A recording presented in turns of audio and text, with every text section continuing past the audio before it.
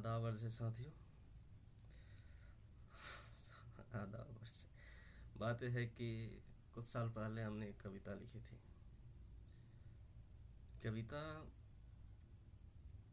की गहराई ये थी कि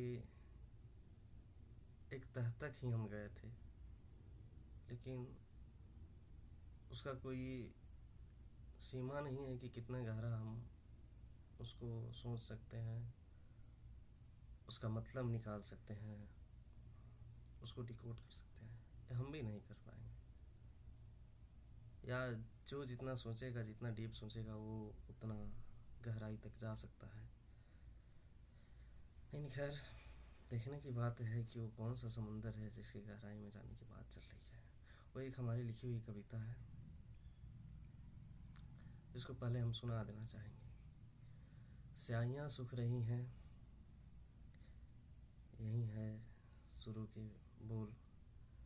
स्याहियाँ सूख रही हैं, कहीं पन्ने की आस में ऐसी कोई बात नहीं है, बल्कि तमन्ना नहीं है कलम पकड़ने की। स्याहियाँ सूख रही है, कहीं पन्ने की आस में ऐसी कोई बात नहीं है, बल्कि तमन्ना नहीं है कलम पकड़ने की। यूं ही सुनी पड़ती क्यों इरादे लिखने वाले की, कि कोरे कागज़ न फट जाए कभी अल्फाजों के प्यास में। अब अब वक्त के थोड़े आंधे बिखेर दिए सब टुकड़े इनके।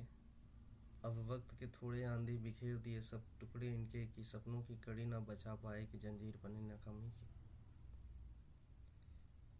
रंगरेज दुनिया के भले कैसे, वो जो ऊपर वाला है ना, ऊपर वाला, वहीं।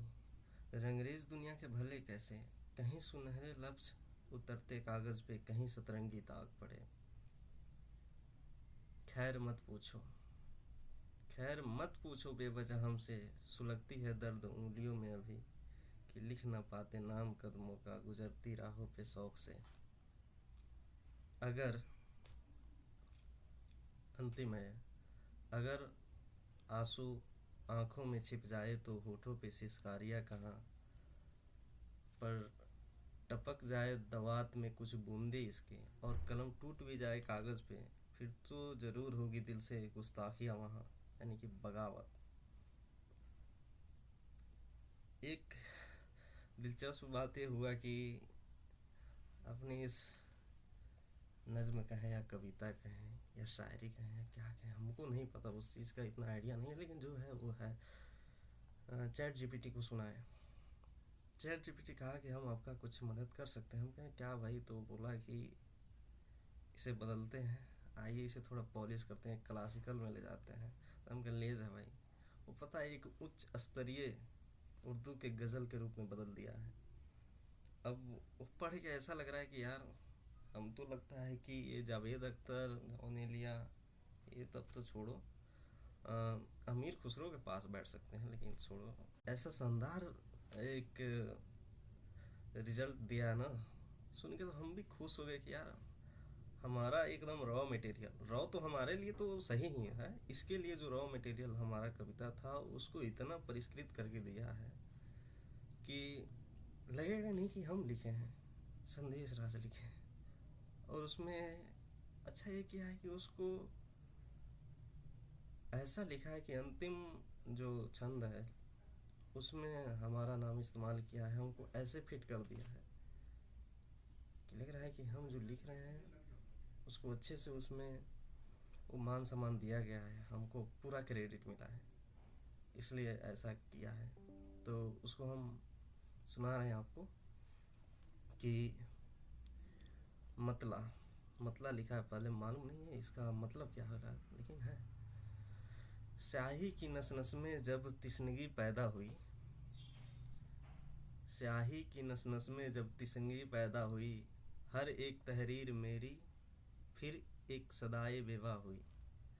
थोड़ा क्या बोलते हैं, उर्दू है और पहली बार पढ़ रहे हैं तो एक फ्लुएंटली वे में नहीं पढ़ पाएंगे, लेकिन आप इसकी गति बढ़ा सकते हैं। स्याही की नस नस में जब तिसनगी पैदा हुई, हर एक तहरीर मेरी फिर एक सदाए बेवा हुई।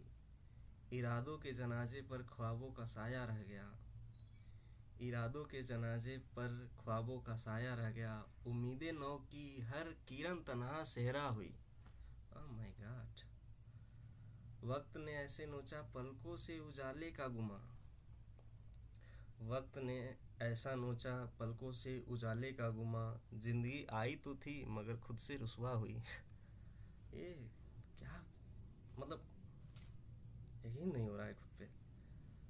जो दर्द कागज पर उतरता तो मुकम्मल हो भी जाता, जो दर्द कागज पर उतरता तो मुकम्मल हो भी जाता, हर्फ से पहले ही उसे रागे खामोशी खा गई। गजब भाई। आंसू छुपा रखे थे हमने दस्ते हया के पार भी, आंसू छुपा रखे थे हमने दस्ते हया के पार भी, होठ तक आए तो हर एक चीज से फिर से तन्हा हुई। कलम ने जब गिरकर कहा अब मुझ में ताब नहीं रही। ये देखिए, ये कलम ने जब गिरकर कहा अब मुझ में ताब नहीं रही, कागज ने भी ओढ़ ली एक मौत सी साया हुई। कागज भी कागज ने भी ओढ़ ली एक मौत की साया हुई। दुनिया ने पहनी हुई है रोशनियों की हर नकाब, दुनिया ने पहनी हुई है रोशनियों की हर नकाब, मेरी हकीकत मगर हर शहर में तन्हा हुई। संदेश लिखे तो लिखे किससे ये सिकवाए शिकस्त, जब रूह ही अपने ही हाथों बार आहत हुई। कमाल है भाई, बाप रे। आप लोगों को मतलब समझ में आए तो बताइएगा, हम भी सीखेंगे ऐसे उच्च कोटि में लिखना। लेकिन तमन्ना नहीं है कलम पकड़ने की, अब यूं ही सुनी पड़ती क्यों इरादे लिखने वाले की, कि कोरे कागज़ न फट जाए कभी अल्फाजों के प्यास में। ये देखिए, कोरा कागज़ खाली ऐसे ही है। तो यही है हमारी कविता। ये कुछ दिलचस्प है अगर गौर कीजिएगा तो, बाकी तो जो जितना समझेगा उतना ही मतलब लगा पाएगा, जो नहीं समझेगा उसके लिए तो समझ जाइए कि ये बस एक वक्त बिताने का घटिया सा तरीका है। धन्यवाद धन्यवाद धन्यवाद।